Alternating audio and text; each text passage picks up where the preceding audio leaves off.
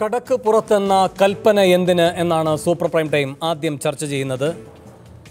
Shri V Rajesh, ഇന്ന് ഉഭയകക്ഷി ചർച്ച നടക്കുകയാണ്.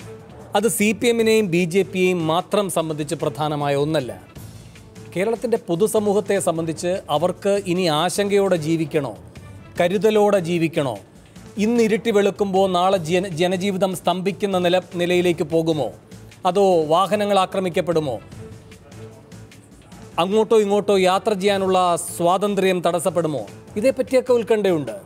അതുകൊണ്ടാണ് അവിടെ മാധ്യമപ്രവർത്തകർ സന്നിഹിതരായത്. അതൊരു അക്ഷന്തവ്യമായ അപരാധമായിരുന്നു. കാരണം കേരളത്തിൻ്റെ മുഖ്യമന്ത്രിക്ക് അങ്ങനെ തോന്നുകയാണ്. വേണു, ഇന്ന് മാധ്യമപ്രവർത്തകരുടെ വന്നത് പ്രത്യേകിച്ചും കേരളത്തെ അറിയുന്ന, കേരളത്തെ സ്നേഹിക്കുന്ന ലോകത്ത് മുഴുവനുള്ള ജനങ്ങൾ കേരളത്തിൽ ഈ നിമിഷങ്ങളിൽ എന്ത് സംഭവിക്കുന്നതെന്നറിയാൻ ആശങ്കയോടെയാണ് കാത്തിരുന്നത്.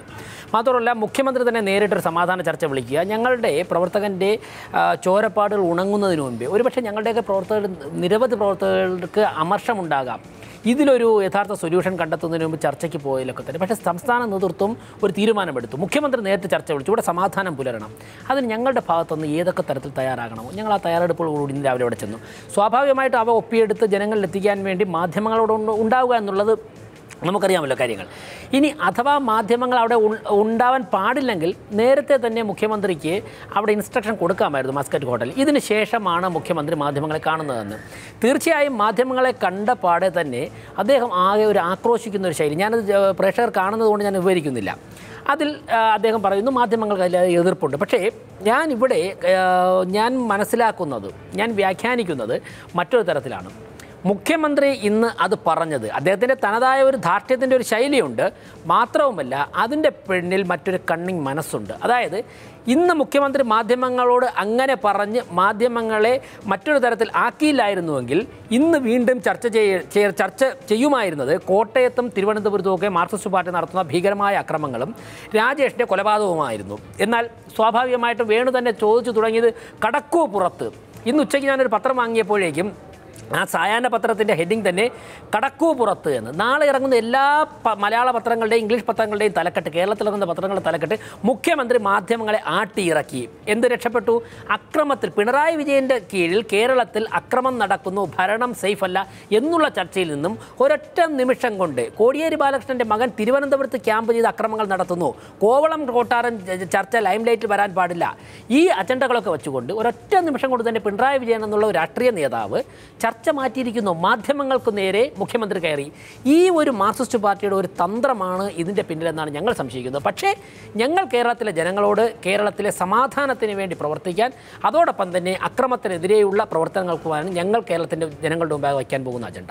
ശരി, അഡ്വക്കേറ്റ് ജയശങ്കർ, ഇങ്ങനെ പിണറായി വിജയന് ഒരു രാഷ്ട്രീയ ഉദ്ദേശമുണ്ട്, അതിന് മാധ്യമങ്ങളെ ഇരകളാക്കി എന്നാണോ താങ്കൾ കരുതുന്നത്? അതോ പൊതുവിൽ ഇത് കാണുമ്പോൾ, നേരിട്ടിത് കാണുമ്പോൾ മനുഷ്യർക്ക് സ്വാഭാവികമായും ഉണ്ടാകുന്നൊരു ചോദ്യമുണ്ട്, ഈ മുഖ്യമന്ത്രി എന്തേ ഇങ്ങനെയെന്ന്? ഇതിൽ ഏതാണ് താങ്കൾ പരിഗണിക്കുന്ന സംശയം? അല്ല, ഇവിടെ രാജേഷ് പറഞ്ഞത് വ്യാഖ്യാനം സാധ്യമാണെങ്കിലും ഞാൻ വിചാരിക്കുന്ന രണ്ടാമത്തെ നിഗമനമാണ്. കാരണം നമ്മുടെ മുഖ്യമന്ത്രിക്ക് മാധ്യമങ്ങളോട് പൊതുവേ ഉള്ളൊരു സ്നേഹവും വാത്സല്യവും നമുക്ക് എല്ലാവർക്കും അറിയാവുന്നതാണ്. ഏതാനും വർഷങ്ങൾക്ക് മുമ്പ് മാതൃഭൂമി പത്രാധിപരായിരുന്ന ഗോപാലകൃഷ്ണൻ ഉദ്ദേശിച്ച് എടോ ഗോപാലകൃഷ്ണ എന്ന അഭിസംബോധന ചെയ്ത് അദ്ദേഹം നടത്തിയ പ്രസംഗം, അല്ലെങ്കിൽ സമീപകാലത്ത് അഭിഭാഷകരും മാധ്യമങ്ങളും തമ്മിൽ തർക്കമുണ്ടായപ്പോൾ തല്ലാനും തല്ലുകൊള്ളാനും വേണ്ടി ആരും അങ്ങോട്ട് പോകണ്ട എന്ന് പറഞ്ഞു. എംബഡഡ് ജേർണലിസത്തെക്കുറിച്ച് അദ്ദേഹം അവതരിപ്പിച്ചിട്ടുള്ള ഗവേഷണ പ്രബന്ധം, മാധ്യമ സിൻഡിക്കേറ്റിനെ കുറിച്ച് അദ്ദേഹത്തിനുള്ള ആവലാതികൾ, ആ മാധ്യമ ചെറ്റത്തരം മുതലായ അദ്ദേഹം സാധാരണ ഉപയോഗിക്കുന്ന ചില ശൈലികൾ, ഇതെല്ലാം നമ്മുടെ മനസ്സിലുള്ളതാണ്. അപ്പോൾ അദ്ദേഹം മാധ്യമങ്ങൾ ഏത് രീതിയിലാണ് കാണുന്നത് എന്ന് അതിൽ നിന്ന് വ്യക്തമാണ്. അതിന് കാരണവുമുണ്ട്. കാരണം ഇവിടുത്തെ മാധ്യമങ്ങൾ പൊതുവെ അദ്ദേഹത്തോട് വലിയ പ്രതിപത്തി കാണിക്കാത്തവയാണ്. അതേസമയത്ത് തന്നെ നമുക്കറിയാം, ഈ മാർക്സിസ്റ്റ് പാർട്ടി ഉണ്ടായ അന്ന് മുതൽക്ക് 1964 മുതൽക്ക് ഇന്നേ ദിവസം വരെ ആ പാർട്ടിയെക്കുറിച്ച് വളരെ മോശമായ രീതിയിൽ വാർത്തകൾ കൊടുക്കുകയും മാർക്സിസ്റ്റുകാർ ചെയ്തതും ചെയ്യാത്തതുമായ കാര്യങ്ങളൊക്കെ വളച്ചൊടിച്ച് ആ പാർട്ടിയും അതിൻ്റെ നേതാക്കളെയൊക്കെ പ്രതിച്ഛായ തകർക്കാൻ വേണ്ടി ശ്രമിക്കുകയും ചെയ്യുന്ന ഒരു പത്രമുണ്ട്, കോട്ടയത്ത് നിന്ന് പുറപ്പെടുന്ന മലയാള മനോരമ. ആ മലയാള മനോരമയിലെ എഡിറ്റോറിയൽ ഡയറക്ടർ റിട്ടയർ ചെയ്ത ദിവസം ശ്രീ പിണറായി വിജയൻ കോട്ടയത്ത് ചെന്ന് മനോരമയുടെ അനുപമമായ ആ പത്രപ്രവർത്തന ശൈലിയെ ശ്ലാഘിച്ച് പ്രസംഗിച്ചത് നമ്മൾ പത്രത്തിൽ വായിച്ചു, മനോരമയിൽ തന്നെയാണ് വായിച്ചത്. എൻ്റെ ശരീരത്തിലെ മൊത്തം രോമങ്ങൾ ഇങ്ങനെ കുത്തനെ എഴുന്നേറ്റ് വന്നു അത് വായിച്ചിട്ട്. കാരണം മനോരമയും മാർക്സിസ്റ്റ് പാർട്ടി തമ്മിലുള്ള ബന്ധം നമുക്കറിയാം. ആ മാർക്സിസ്റ്റ് പാർട്ടി യുടെ നേതാവായിട്ടുള്ള ശ്രീ പിണറായി വിജയൻ, വളരെ കാലം പാർട്ടി സെക്രട്ടറി ആയിരുന്ന അദ്ദേഹം കോട്ടയത്ത് പോയി മനോരമയുടെ പത്രാധിപർ റിട്ടയർ ചെയ്യുന്ന ആളെക്കുറിച്ച് വളരെയധികം പ്രകീർത്തിച്ച് പ്രസംഗിച്ചുവല്ല. മനോരമ പത്രത്തിന് തന്നെ ഒരു സൽസ്വഭാവ സർട്ടിഫിക്കറ്റ് കൊടുത്തു. ഇത് കേട്ടപ്പോൾ എൻ്റെ മനസ്സിൽ കൂടി പോയ സംഗതി, പണ്ട് ശ്രീ EMS നമ്പൂതിരിപ്പാട് അദ്ദേഹം 69 കേരള മുഖ്യമന്ത്രി ആയിരിക്കുമ്പോൾ എന്തോ ആവശ്യത്തിനല്ല മനോരമയിൽ നടന്ന ഔപചാരികമായ ഏതോ ചടങ്ങിൽ പങ്കെടുത്തപ്പോൾ മനോരമക്കാർ അദ്ദേഹത്തെ കൊണ്ട് സന്ദർശക പുസ്തകം ഒപ്പിടിക്കാൻ ശ്രമിച്ചു. അപ്പോൾ അദ്ദേഹം എന്തെഴുതിയാലും മനോരമക്കാരിൽ നിന്ന് നാളെ അല്ലെങ്കിൽ മറ്റന്നാൾ ദുരുപയോഗം ചെയ്യുമെന്ന് അറിയാവുന്നതുകൊണ്ട് അദ്ദേഹം ഒരു വാചകമാണ് എഴുതി. എന്തറിയോ? ഞാൻ ഇന്ന് മനോരമ സന്ദർശിച്ചു എന്നെഴുതി EMS ഒപ്പിട്ടു. അത്രയും കരുതലോടൊരു പ്രവർത്തിച്ച് EMS ഒരു ഭാഗത്ത് നിൽക്കുന്നു. ഇവിടെ മാധ്യമ ദുസ്വാതന്ത്ര്യത്തെക്കുറിച്ച്, എംബഡഡ് ജേർണലിസത്തെക്കുറിച്ച് വലിയ പ്രബന്ധങ്ങൾ അവതരിപ്പിക്കുന്ന പിണറായി വിജയൻ മനോരമയിൽ പോയിട്ട് അവിടുന്ന് അതിൻ്റെ അനുഭവമായ പത്രപ്രവർത്തന ശൈലിയെ പ്രശംസിക്കുന്നു. ഇതൊക്കെ വലിയൊരു വൈരുദ്ധ്യമുണ്ട്. അപ്പോൾ ഇന്ന് അദ്ദേഹം പറഞ്ഞ കാര്യത്തിൽ ഒരു അത്ഭുതമില്ല. അദ്ദേഹത്തിൽ നിന്ന് ഇതിൽ കവിഞ്ഞ എന്തെങ്കിലുമൊക്കെ നമുക്ക് പ്രതീക്ഷിക്കാമായിരുന്നു. ഇന്നിപ്പോൾ കടക്ക് പുറത്ത് എന്നേ പറഞ്ഞുള്ളൂ. നമുക്കറിയാമല്ലോ, ശ്രീ രമേശ് ചെന്നിത്തല കേരളത്തിൻ്റെ പ്രതിപക്ഷ നേതാവാണ്. രമേശ് ചെന്നിത്തല പോട്ടെ, പ്രതിപക്ഷ നേതാവിനോട് അദ്ദേഹം പറഞ്ഞാൽ പോയി പണി നോക്കാനാണ്. കേരളത്തിൻ്റെ ചരിത്രത്തിൽ എൻ്റെ വേടു ഏതെങ്കിലും മുഖ്യമന്ത്രി പറഞ്ഞിട്ടുണ്ടോ പ്രതിപക്ഷ നേതാവിനോട് പോയി പണി നോക്കാൻ പറഞ്ഞിട്ടുണ്ടോ? ഇല്ല. EMS നമ്പൂതിരിപ്പാട് PT ചാക്കോയോട് പറഞ്ഞിട്ടില്ല പോയി പണി നോക്കാൻ, ഇല്ലേ? പട്ടനാടുള്ള സാറോ R ശങ്കറോ EMSനോട് പറഞ്ഞിട്ടില്ല പോയി പണി നോക്കണോ നമ്പൂരി എന്ന് പറയാൻ പറ്റില്ല. ഒരു മുഖ്യമന്ത്രി ഒരു പ്രതിപക്ഷ നേതാവിനോടും പറഞ്ഞിട്ടില്ല. EK നായനാർ കരുണാകരൻ നായനാരോടോ പറഞ്ഞിട്ടില്ല. VS അച്യുതാനന്ദനോട് ആന്റണി പറഞ്ഞിട്ടില്ല. ആന്റണിയോടോ ഉമ്മൻചാണ്ടിയോടോ അച്യുതാനന്ദൻ പറഞ്ഞിട്ടില്ല. പറയാൻ പറ്റില്ല. അങ്ങനെയല്ലോ, അത് ജനാധിപത്യ സംവിധാനമല്ലേ. വളരെ ശക്തിയായി ഇന്ദിരാഗാന്ധി ഇന്ത്യയുടെ പ്രധാനമന്ത്രി ആയിരുന്നപ്പോൾ AK ഗോപാലോട് പോയി പണി നോക്കണോ ഗോപാല എന്ന് പറഞ്ഞില്ല. പക്ഷേ ഇവിടെ കേരള മുഖ്യമന്ത്രി പിണറായി വിജയൻ രമേശ് ചെന്നിത്തലയോട് പറഞ്ഞു പോയി പണി നോക്കണോ എന്ന്. അങ്ങനെ ഒരു മുഖ്യമന്ത്രി ഇപ്പോൾ മാധ്യമങ്ങളോട് ഇത്രയും പറഞ്ഞുള്ളൂ, കടക്കു പുറത്തേ എന്നേ പറഞ്ഞുള്ളൂ. അപ്പോൾ ഇതിൽ പ്രധാനപ്പെട്ട കാര്യം ഈ പുള്ളിക്ക് അതിൻ്റെ പുള്ളി മാറ്റാൻ പറ്റുകയില്ല. പിണറായി വിജയൻ്റെ ശരീരഭാഷയോ സംസാര രീതിയോ ആരും വിചാരിച്ചാലും മാറ്റാൻ കഴിയില്ല. അദ്ദേഹം മുഖ്യമന്ത്രി ആയാലും ശരിയാണ്, അദ്ദേഹം പ്രതിപക്ഷ നേതാവായാലും ശരിയാണ്, അദ്ദേഹം പാർട്ടി സെക്രട്ടറി ആയാലും ശരിയാണ്. അതിൽ മാറ്റമില്ല. ശ്രീ NP ചെക്കുട്ടി, പിണറായി വിജയൻ ഈ മാസ്കോട്ട് ഹോട്ടലിലേക്ക് കടന്നു വരികയാണ്. വരുന്ന ഘട്ടത്തിൽ മാധ്യമപ്രവർത്തകരെ കാണുന്നു. വന്ന പാടെ തന്നെ അങ്ങ് നിൽക്കുകയാണ് പെട്ടെന്ന്. അതിനുശേഷം അവിടെയുള്ള ജീവനക്കാരോട് ചോദിക്കുകയാണ്, അല്ലെങ്കിൽ ശകാരിക്കുകയാണ്, നിങ്ങൾ ഇവരെ സ്വീകരിക്കാനാണോ നിൽക്കുന്നത് എന്ന്. അതിനുശേഷമാണ് ഈ ആക്രോശം മാധ്യമപ്രവർത്തകരോട്. ഒരു സമാധാന ചർച്ചയ്ക്ക് മുൻകൈ എടുക്കാനല്ലേ മുഖ്യമന്ത്രി വന്നിരിക്കുന്നത്? ആ സന്ദർഭത്തിൻ്റെ ഒരു പക്വത സ്വാഭാവികമായും അദ്ദേഹത്തിൽ നിന്ന് പ്രതീക്ഷിക്കുന്നില്ലേ? പിന്നെ മാധ്യമങ്ങളെ പ്രതിക്കൂട്ടിലാക്കാൻ തക്കവണ്ണമുള്ള എന്ത് അസാധാരണ സാഹചര്യമാണ് മുഖ്യമന്ത്രി അവിടെ അഭിസംബോധന ചെയ്യാനിരുന്നത് ശ്രീ ചെക്കുട്ടി? അപ്പോൾ ഒരു സ്വയം ബോധ്യം വേണമല്ലോ. അല്ലെങ്കിൽ സ്വന്തം നിയന്ത്രണത്തിലല്ല അവനവൻ്റെ പ്രതികരണം എന്ന നിലയിൽ ഒരു അനാരോഗ്യകരമായ മാനസികാവസ്ഥയുള്ള ആളായി അദ്ദേഹത്തെ പരിഗണിക്കേണ്ടി വരും. അങ്ങനെ കരുതാൻ കഴിയില്ല. അപ്പോൾ പിന്നെ ഏത് രൂപത്തിൽ അദ്ദേഹം പ്രകോപിതനായി എന്നത് പരിശോധിക്കപ്പെടേണ്ടതാണ്. എന്താണ് അദ്ദേഹത്തെ പ്രകോപിപ്പിച്ചിട്ടുണ്ടാവുക? എനിക്ക് തോന്നുന്നത് പിണറായി വിജയനെ സംബന്ധിച്ചിടത്തോളം അദ്ദേഹത്തിൻ്റെ ഏറ്റവും വലിയ വ്യക്തിഗതമായ അദ്ദേഹത്തിൻ്റെ വീഴ്ചകളിലൊന്ന് അദ്ദേഹത്തിന് പലപ്പോഴും ആത്മനിയന്ത്രണം അസാധ്യമായിട്ട് കാണാറുണ്ട്. അത് സഭയിലായാലും ശരി പുറത്തായാലും ശരി പലപ്പോഴും നമുക്ക് സാധാരണ നിലയിൽ പൊതുസമൂഹത്തിന് അംഗീകരിക്കാൻ കഴിയാത്ത തരത്തിലുള്ള പെരുമാറ്റ രീതികൾ പലപ്പോഴും വരാറുണ്ട്. അതൊരു അദ്ദേഹത്തിൻ്റെ രീതിയാണ്. പക്ഷേ ഇന്നിപ്പം സംഭവിച്ചതിൽ എനിക്ക് തോന്നുന്നൊരു പ്രധാനപ്പെട്ട കാര്യം, കഴിഞ്ഞ കുറേ ദിവസങ്ങളായി സംഭവിച്ചുകൊണ്ടിരിക്കുന്ന കേരളത്തിലെ വളരെ ഗുരുതരമായിട്ടുള്ളൊരു ഭരണപരമായിട്ടുള്ള പരാജയമുണ്ട്. അത് ഗുരുതരമായൊരു വീഴ്ച തന്നെയാണ്. യഥാർത്ഥത്തിൽ കേരളത്തിലെ ആഭ്യന്തര വകുപ്പിൻ്റെ പരാജയം എന്ന് പറയുന്നത് കഴിഞ്ഞ ഒരു വർഷത്തിനിടയിൽ ഏറ്റവും ശക്തമായിട്ട് പൊതുസമൂഹത്തിന് മുമ്പിൽ വന്നിരിക്കുന്നൊരു സമയമാണിത്. അപ്പം കേന്ദ്ര ആഭ്യന്തര വകുപ്പ് മന്ത്രി അദ്ദേഹത്തെ വിളിച്ച് സംസാരിച്ചു. അതിനുശേഷം ഗവർണർ അദ്ദേഹത്തെ വിളിച്ച് സംസാരിച്ചു. കാര്യങ്ങളുടെ ഗൗരവം വലിയ തോതിൽ അദ്ദേഹത്തിന് ബോധ്യപ്പെട്ടിട്ടുണ്ട്. ആ പരാജയത്തിൻ്റെ ഉത്തരവാദി മുഖ്യമന്ത്രി എന്ന നിലയിൽ അദ്ദേഹം തന്നെയാണ്.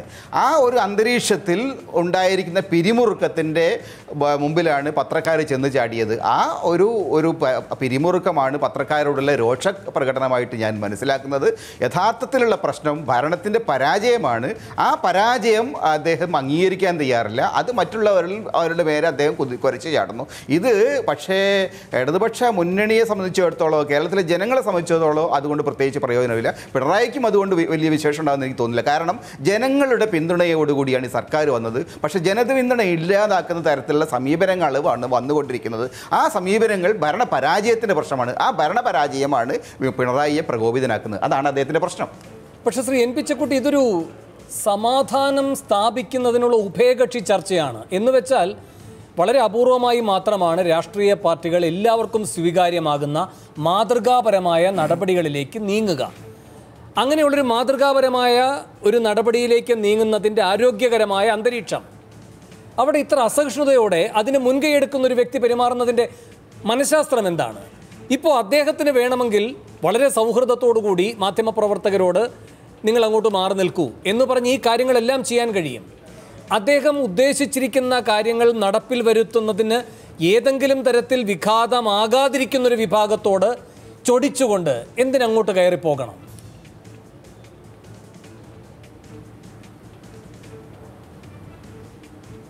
ശ്രീ ചെക്കുട്ടി, അഡ്വക്കേറ്റ് ജയശങ്കർ, ഇതിൽ പ്രശ്നം ഞാൻ പറഞ്ഞില്ല. പിണറായിയെ സംബന്ധിച്ചിടത്തോളം പറഞ്ഞോളൂ ശ്രീ ചെക്കുട്ടി. ഇതിൽ എനിക്ക് തോന്നുന്നൊരു ആരോട് ഞാനാണോ പറയേണ്ടത്? അതെ സർ.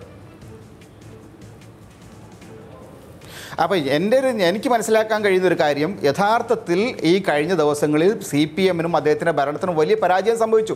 ഏറ്റവും വലിയ വിഷയം BJP അടങ്ങുന്ന രാഷ്ട്രീയ പ്രതിയോഗികളെ ഒരു വലിയ ക്രൈസിസിൽ നിന്ന് രക്ഷപ്പെടുത്തിയ അദ്ദേഹത്തിൻ്റെ പാർട്ടിയാണ്. അദ്ദേഹത്തിൻ്റെ പാർട്ടിയുടെ പ്രവർത്തകരാണ് BJP ഓഫീസിൽ അവരുടെ പാർട്ടി പ്രസിഡന്റ് ഇരിക്കുന്ന സമയത്ത് അക്രമം നടത്തിയത്. അപ്പോൾ ആ കാര്യത്തിൽ പോലും നിയന്ത്രണം കൊണ്ടുവരുന്നതിൽ അദ്ദേഹത്തിന് പരാജയം പറ്റി. അദ്ദേഹത്തിൻ്റെ സർക്കാർ, അദ്ദേഹത്തിൻ്റെ പോലീസ് ഡിപ്പാർട്ട്മെൻറ്റ് പൂർണ്ണമായിട്ട് പരാജയപ്പെട്ടു. ഇൻ്റലിജൻസ് ഡിപ്പാർട്ട്മെൻറ്റ് പരാജയപ്പെട്ടു. അപ്പോൾ കഴിഞ്ഞ ഒരു കൊല്ലമായി പോലീസ് വകുപ്പിൽ നടത്തിക്കൊണ്ടിരിക്കുന്ന കടന്നാക്രമണങ്ങൾ, അതിനകത്ത് നിരന്തരമായിട്ടുള്ള കേരള പോലീസിനെ ഭരിച്ചുകൊണ്ടിരിക്കുന്നത്? ഇപ്പോൾ കേരള പോലീസിൽ ഒരു തരത്തിലുള്ള ഒരു അവ്യവസ്ഥ വന്നിട്ടുണ്ട്. ഈ സാഹചര്യങ്ങളുടെ ഒരു അദ്ദേഹത്തിൻ്റെ സ്വയംകൃതാന നൃത്തമാണ് ഇതൊക്കെ. അദ്ദേഹം തന്നെയാണ് ഉണ്ടാക്കിയിരിക്കുന്നത്. അതിന് മാധ്യമങ്ങൾ ഈ വിഷയങ്ങൾ പൊതുസമൂഹത്തിനകത്ത് കൊണ്ടുവരുന്നുണ്ട്. അതുകൊണ്ട് മാധ്യമങ്ങളോടുള്ള വിരോധം ഇതിനു മുമ്പ് അങ്ങനെ തന്നെയല്ല അത് ഉണ്ടായിട്ടുള്ളത്. ഇതിനു മുമ്പൊക്കെ തന്നെ മാധ്യമങ്ങൾ ഈ വിഷയത്തിലൊക്കെ രണ്ട് വശത്തും റിപ്പോർട്ട് ചെയ്യുന്നതല്ലാതെ മാധ്യമങ്ങളുടെ നേരെ ഇതിനു മുമ്പ് അദ്ദേഹം ഈ തരത്തിൽ പെരുമാറിയിട്ടുണ്ട്. അതിൻ്റെ കാര്യം എന്ന് പറയുന്നത് തനിക്കുണ്ടായിരിക്കുന്ന പരാജയത്തെ മറച്ചു വയ്ക്കാനുള്ള ശ്രമം മാത്രമാണ് അദ്ദേഹം നടത്തുന്നത്. അതിനപ്പുറം അദ്ദേഹം എന്തെങ്കിലും ഗൂഢാലോചന നടത്തിയെന്നും എനിക്ക് തോന്നുന്നില്ല. ഇത് അദ്ദേഹത്തിനെ സംബന്ധിച്ചിടത്തോളം അദ്ദേഹത്തിന് ന്യായീകരിക്കാൻ കഴിയാത്ത, സെൽഫ് ഡിഫൻസ് ഇല്ലാത്ത ഒരു സാഹചര്യം വന്നിട്ടുണ്ട്. ആ സാഹചര്യം മാധ്യമങ്ങൾ പുറത്തു കൊണ്ടുവരുന്നു. അതുകൊണ്ട് അവരോട് ഈർഷ്യ വന്നിരിക്കുന്നു. അത് മാത്രമാണ് ഞാൻ കാണുന്നത്. ശരി, ഞാൻ താങ്കളേക്ക് തിരികെ എത്താം. ശ്രീ VV രാജേഷ്, ഇവിടെ ശ്രീ ചെക്കുട്ടി ചൂണ്ടിക്കാട്ടുന്ന ഒരു കാര്യമുണ്ട്. നിങ്ങൾ ഏറ്റവും പ്രതിരോധത്തിലായിരുന്ന ഒരു ഘട്ടം, അതിൽ നിന്ന് ഒറ്റയടിക്ക് നിങ്ങൾക്കൊക്കെ രക്ഷപ്പെടാൻ കഴിയുന്ന തരത്തിൽ ഉണ്ടായ ഈ ആക്രമണം, നിങ്ങളുടെ ഒരു പ്രവർത്തകൻ്റെ കൊലപാതകത്തിൽ കലാശിക്കുന്ന വിവിധ ജില്ലകളിലായി വ്യാപിക്കുന്ന അക്രമ പ്രവർത്തനങ്ങൾ പിണറായി നിങ്ങൾക്ക് ചെയ്ത സഹായമാണെന്ന് പറഞ്ഞാലോ? ഇപ്പോൾ താങ്കൾ പറയുകയുണ്ടായി, അദ്ദേഹം ഈ ഉഭയകക്ഷി ചർച്ച എന്ന് പറയുന്നതിൻ്റെ ഒരു ബുദ്ധിമുട്ട് ഒഴിവാക്കുന്നതിന് വേണ്ടി മറ്റൊന്നിലേക്ക് മാധ്യമ ശ്രദ്ധ തിരിച്ചുവിടുന്നതിന് സ്വയമേവ പ്രകോപിതനായി ഇങ്ങനെയൊക്കെ പ്രതികരിച്ചു എന്ന്. അതിനേക്കാൾ വലിയ കാര്യമാണല്ലോ അദ്ദേഹം അങ്ങനെയെങ്കിൽ നിങ്ങളുമായി ബന്ധപ്പെട്ട് ചെയ്തിരിക്കുന്നത്. നിങ്ങൾക്ക് സഹായകരമാകുന്ന, നിങ്ങളെ അഴിമതിയുമായി ബന്ധപ്പെട്ട് നിങ്ങളെ പ്രതിരോധത്തിലാക്കിയിരിക്കുന്ന ഒരു സാഹചര്യത്തിൽ നിന്ന് നിങ്ങളെ പുറത്തു കടത്താൻ കഴിഞ്ഞു. വേണോ? ഞാൻ രണ്ട് കാര്യങ്ങൾ ഞാൻ സൂചിപ്പിക്കാം. ഒന്ന്, ഞങ്ങൾ ഒരു ഘട്ടത്തിലും ഈ പറയുന്നത് പോലെ, ഈ വ്യാഖ്യാനിക്കുന്നത് പോലെ അഴിമതി എന്നുള്ള വാക്കിൽ പിടിച്ചുകൊണ്ട് ഒരിക്കലും പ്രതിരോധത്തിലായിട്ടില്ല. ഒരു ദിവസം, ആ ഒരൊറ്റ ദിവസം കൊണ്ട് പാർട്ടി തീരുമാനമെടുത്തുകൊണ്ട് പാർട്ടിയുമായി ബന്ധപ്പെട്ട് പാർട്ടിയുടെ പേര് മിസ്യൂസ് ചെയ്തുകൊണ്ട് തീരുമാനമെടുത്തു. താങ്കൾ പറയുകയുണ്ടായി, നാളത്തെ പത്രമാധ്യമങ്ങൾ എങ്ങനെ ഇറങ്ങും, ഇന്ന് ദൃശ്യമാധ്യമങ്ങൾ എങ്ങനെ ചർച്ച ചെയ്യും, ഇന്ന് സായാഹ്ന പത്രം എങ്ങനെ ചർച്ച ചെയ്ത് തുടങ്ങിക്കഴിഞ്ഞിരിക്കുന്നു. ഇതൊക്കെ യഥാർത്ഥത്തിൽ താങ്കൾ പറഞ്ഞത് മാധ്യമ ശ്രദ്ധ ഏത് വിധത്തിലേക്ക് കാര്യങ്ങൾ പോകുന്നു എന്നതിന് ഉദാഹരണമായിട്ടാണ്. അങ്ങനെ വരുമ്പോൾ നിങ്ങളെ സംബന്ധിച്ച് ഇത് കഴമ്പുള്ളതാണോ കഴമ്പില്ലാത്തതാണോ എന്ന് നിങ്ങൾ തന്നെ വിലയിരുത്തേണ്ടതാണ്. എന്നാൽ അതിന് കിട്ടിയ മാധ്യമ ശ്രദ്ധയെ നിങ്ങൾ തള്ളിക്കളയില്ലല്ലോ. അതിൽ നിങ്ങൾക്ക് സംരക്ഷകനായത് ആരാണ്? പിണറായിയാണെന്ന് പറയുന്നത്. വേണുവിന് എങ്ങനെ ഇങ്ങനൊരു ചോദ്യം ചോദിക്കാൻ സാധിക്കുന്നു? ഞാൻ അങ്ങ് ചോദിച്ച അതേ യുക്തി തിരിച്ചു. ഞങ്ങളുടെ ഒരു പ്രവർത്തകൻ കൊല്ലപ്പെട്ട് ഞങ്ങളുടെ നിരവധി സ്ഥലങ്ങളിൽ ആക്രമണം നടത്തി 32ഓളം വീടുകൾ തിരുവനന്തപുരം ടൗണിൽ അടിച്ചു പൊട്ടിച്ച ആ സംഭവം പിണറായി വിജയൻ ഞങ്ങൾക്ക് സംഭാവന ചെയ്തതാണ് എന്ന് പറഞ്ഞാൽ എനിക്കൊരു തരത്തിലും അതുമായിട്ട് എനിക്ക് അതിലെ ആ ക്രൂരത എന്റെ ചോദ്യത്തിലുണ്ടെങ്കിൽ ഞാനത് പിൻവലിക്കുന്നു. പക്ഷേ ഞാൻ പറഞ്ഞത് ഇതെങ്ങനെയാണ് മാധ്യമ ശ്രദ്ധയിലേക്ക് വരുന്നത്, അതെങ്ങനെ ആർക്ക് സഹായകരമാകുന്നു, ആർക്ക് ബുദ്ധിമുട്ടുണ്ടാക്കുന്നു, അങ്ങനെ എടുത്താൽ അതൊരു കാര്യമുണ്ട്. അത് സമൂഹത്തിന്റെ സ്വഭാവമാണ്. പ്രത്യേകിച്ചും ഇലക്ട്രോണിക് മീഡിയ വന്നതിന് ശേഷം വന്ന ഒരു മാറ്റമാണ്, പൊതുപ്രവർത്തനത്തിൽ വന്നൊരു മാറ്റമാണ്. ഈ നിമിഷം ചർച്ച ചെയ്തുകൊണ്ടിരിക്കുന്ന ഒരു വിഷയമായിരിക്കില്ല. നമ്മളൊക്കെ തന്നെ വൈകുന്നേരം ചർച്ചയ്ക്ക് ഒരു വിഷയത്തിന് വേണു എന്നോട് പറഞ്ഞ് ഞാൻ വന്നു കഴിഞ്ഞാൽ 1-2 മണിക്കൂർ മുമ്പായിരിക്കും അറിയിക്കുന്നത്, രാജേഷ് ആ വിഷയം മാറി, ഒന്നുകിൽ നമുക്ക് മാറ്റണം അല്ലെങ്കിൽ ആ ചർച്ച നമുക്ക് ക്യാൻസൽ ചെയ്യാം എന്ന് വരുന്നത്. ഇത് എൻ്റെയോ ഇപ്പം ദിലീപിൻ്റെ വിഷയം ഏറ്റവും കൂടുതൽ ചർച്ച ചെയ്തുകൊണ്ടിരുന്ന സമയത്താണ് BJP-യുമായി ബന്ധപ്പെട്ട ഒരു വിഷയം വന്നത്. സ്വാഭാവികമായും 2 ദിവസം കഴിഞ്ഞപ്പോഴേക്കും വിൻസെൻ്റിൻ്റെ അറസ്റ്റ് വരുന്നു. അതുമായി ബന്ധപ്പെട്ട് അങ്ങ് പോയപ്പോഴേക്കുമാണ് ഈ അക്രമം